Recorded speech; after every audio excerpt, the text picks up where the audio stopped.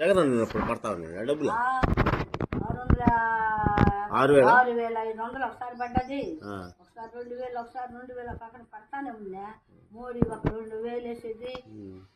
ఇది వచ్చినాడు అన్నిటికీ 18,000 పడ్డాయి.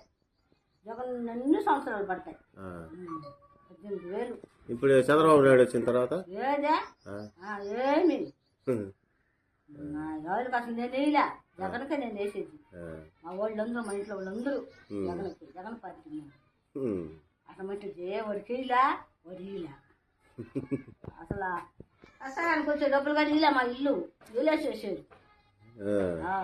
మా ఇల్లు మా మరుతోళ్ళు ఇల్లు, మళ్ళీ మా పెద్దబాబు వాళ్ళు. ఇప్పుడు చెప్తున్నాడు ఆయన చంద్రబాబు నాయుడు ఏం చెప్పాడు నిన్న, వైసీపీలో ఉన్న వాళ్ళకి ఏమి మిగులుతంట. ఏం మిగులుతంటే ఇవ్వకుండా ఉన్నామని సార్ వస్తాడు.